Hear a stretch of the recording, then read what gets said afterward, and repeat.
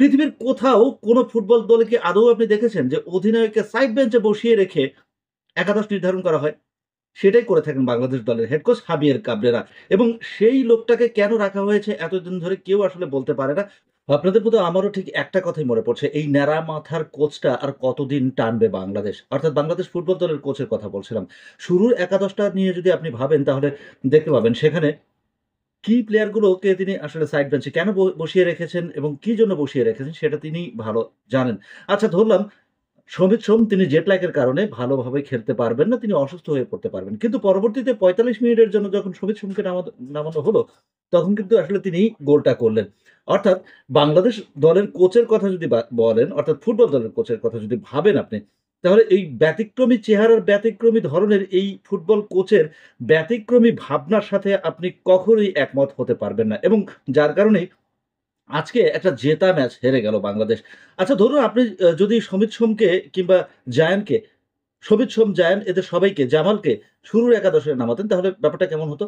আমি সিউর বলতে পারি যে আসলে শুরুর একাদশ যদি খেলতো, অর্থাৎ সমিত সোম, জায়ান, জামাল এরা যদি শুরুর একাদশে খেলতো তাহলে প্রথম ৪৫ এই বাংলাদেশ অন্তত ৩ টা গোলে এগিয়ে থাকতে পারত। সেটা কিন্তু আসলে হয়নি। সেজন্যই আসলে বলা হচ্ছে যে আসলে এই ন্যাড়া মাথার কোচটাকে আর কতদিন টানবে বাংলাদেশ? বাংলাদেশ ফুটবল দলেও কি আসলে সিন্ডিকেট কাজ করে? অনেকেই কিন্তু প্রশ্ন রাখেন যে এই কোচকে কেন নিয়ে আসা হয়েছে এবং এই কোচের আসলে কাজকেই তিনি আসলে কিভাবে বাংলাদেশ দলের ফুটবলের উন্নতি করবেন এবং তার অধীনে বাংলাদেশ ফুটবল কতটা এগিয়ে গেল সেই প্রশ্নটা কিন্তু বারবার উঠে আসছে। তারপরেও এই যে হামজা চৌধুরী বাংলাদেশে খেলতে আসলেন এবং খেলবেন, সেটা নিয়েই যখন আমরা মেতে উঠলাম এবং দেখলাম হামজার খেলার দেখার জন্য উদগ্রীব হয়ে রইলাম। হামজা আসলেন, ম্যাচের পর ম্যাচ খেলছেন, নিজের কাজটা ঠিকই করছেন কিন্তু আটকে যাচ্ছে ওই একাদশ নির্বাচনের ক্ষেত্রে। অর্থাৎ ব্যক্তিগত আক্রোশের শিকার বোধহয় বাংলাদেশ ফুটবল দলের কোচের অনেক ফুটবলই বোধহয় ব্যক্তিগত আক্রোশের শিকার। একটা ছোট উদাহরণ দিতে পারি আপনাকে। বাংলাদেশ দল যেকোনো ফুটবল ম্যাচের আগে অধিনায়ক হিসেবে টেনে আনা হয় জামাল ভুঁইয়াকে সংবাদ সম্মেলনের জন্য। অধিনায়কের কথা বলছি। অথচ সেই অধিনায়ককে এই কোচ শুরুর একাদশে রাখে না। পৃথিবীর কোথাও কোনো ফুটবল দলে কি আদৌ আপনি দেখেছেন যে অধিনায়ককে সাইড বেঞ্চে বসিয়ে রেখে একাদশ নির্ধারণ করা হয়?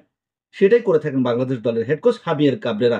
এবং সেই লোকটাকে কেন রাখা হয়েছে এতদিন ধরে কেউ আসলে বলতে পারে না। ওই একটা কথাই বারবার মনে আসে যে আসলে ফুটবলে কি কোনো সিন্ডিকেট কাজ করে? যার জন্য হাবিয়ার কাবরেরাকে পরিবর্তন করা যাচ্ছে না, এরকম কিছু? জামালকেও প্রশ্ন করা হয়েছিল। জামাল আসলে আপনি বলুন যে আপনি অধিনায়ক হিসেবে প্রেস কনফারেন্সে আসেন অথচ আপনাকে শুরুর একাদশে কোনদিনও দেখা যায় না। জামালও দুঃখের সাথে বলেছিলেন, "এইটা আমি আসলে বলতে পারব না।" আমারও সেই একই প্রশ্ন যে অধিনায়ক হিসেবে আমি সংবাদ সম্মেলন করতে আসি যে আগামীকালকে আমাদের ম্যাচ আছে। সেই ম্যাচে কি পরিকল্পনা নিয়ে খেলতে যাবো এবং আমার কি পরিকল্পনা সেগুলো সাংবাদিকদের বলে দেই। কিন্তু পরবর্তীতে দেখা যায় যে শুরুর একাদশে আমি নেই। সুতরাং আমার যে পরিকল্পনা আছে সেগুলো ইমপ্লিমেন্ট করার আমি সুযোগই পাই না, সময়ই পাই না। এই হলো বাংলাদেশ ফুটবল দলের অবস্থা। এখান থেকে আসলে মানে উত্তরণের উপায় কি? ফুটবল, ক্রিকেট একই অবস্থা। তীরে এসে তরি ডুবে যায় এবং এই তীরে এসে তরি ডোবার ইতিহাসটা কিন্তু নিতান্তই কম না। যেটা শুরু হয়েছিল ক্রিকেট দিয়ে। ফুটবলটাকে আমরা অনেকটাই পিছিয়ে রাখতাম এবং ফুটবলের রেজাল্ট সম্বন্ধে আজ থেকে ২ বছর আগেও আমরা তেমনটা আগ্রহ দেখাতাম না। যে আমরা জানতাম যে সাফে বাংলাদেশ খেলবে এবং ভারতের কাছে হেরে রানার্স আপ হয়ে ফিরে আসবে। এই পর্যন্তই। কিন্তু এশিয়ান কাপে আমরা খেলবো এবং কোয়ালিফাই ম্যাচে প্রতিপক্ষ হিসেবে অপ প মানে প্রতিদ্বন্দ্বী দলকে টাফ টাইম দেব সেটা কিন্তু আসলে কখনো কল্পনাই করিনি। কিন্তু হামজা, সমিত সোম এরা আসার পরে এবং সবশেষ সংযোজন জায়ান, তারা আসার পরে কিন্তু আমরা আশায় বুক বেঁধেছি এবং ফুটবল মাঠে কি পরিমাণ দর্শক থাকে এবং কি পরিমাণ দর্শক ফুটবল ভক্ত বাংলাদেশের সেটা আরো একবার প্রমাণ হয়ে গেছে এবং আবারও প্রমাণ হলো।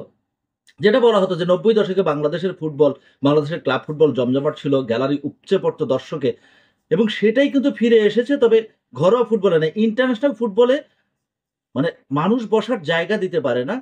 বাইরে হট্টগোল হয়, পুলিশের লাঠিচার্জ করতে হয়।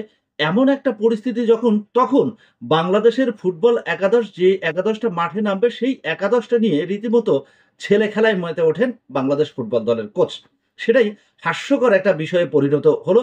অন্তত এই ম্যাচে হংকং চায়নার বিপক্ষে যে একাদশটা তিনি খেলালেন শুরুর একাদশ, সেই একাদশ থেকে একটা গোল পাওয়া গেল। কিন্তু পরে যে একাদশটা আসলে তিনি কম্বিনেশনটা করলেন সেখান থেকে আসলে রেজাল্টটা কি হলো?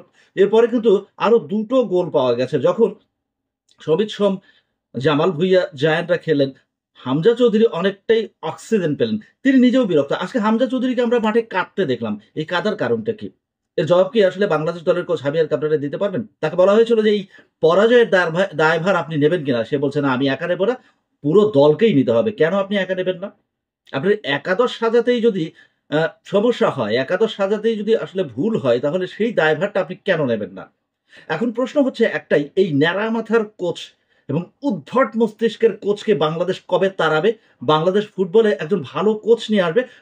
ফুটবলের সুদিন কিন্তু আসলে ফিরেছে। সুতরাং সেই সুদিনকে ধরে রাখতে হলে অবশ্যই আপনাকে একজন ভালো মানের কোচ দরকার, ভালো মানের কোচিং স্টাফ দরকার।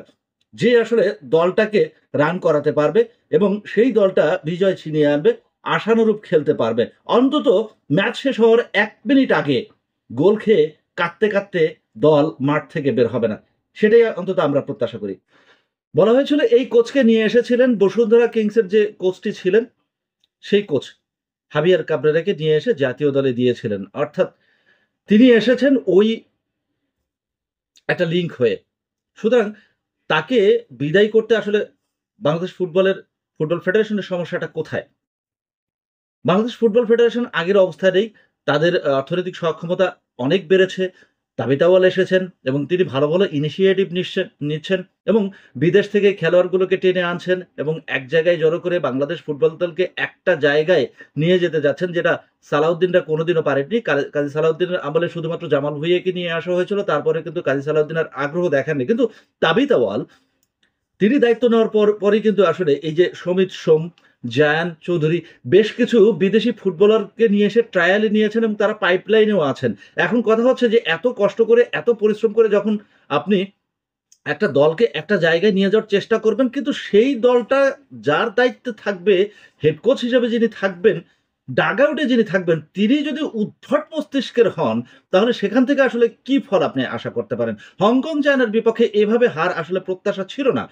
যেভাবে বাংলাদেশ দলটা গুছিয়ে নিয়েছে এবং বাংলাদেশ দল যে স্পিরিট নিয়ে খেলতে নেমেছিল, সেটা ছিল অবিশ্বাস্য। কিন্তু যে দলটিকে আপনি নামিয়েছেন, শুরুর ১০ থেকে ১৫ মিনিট যেভাবে খেললো, সেই রানটা কিন্তু আসলে তারা ধরে রাখতে পারেনি। কিন্তু পরবর্তীতে আমরা যখন দেখলাম যে প্রথম ৪৫ এর পরে ৩ টা পরিবর্তনের পর বাংলাদেশ দলের চেহারাই পরিবর্তন হয়ে গেল, গতির পরিবর্তন হয়ে গেল, পাসের পরিবর্তন হয়ে গেল।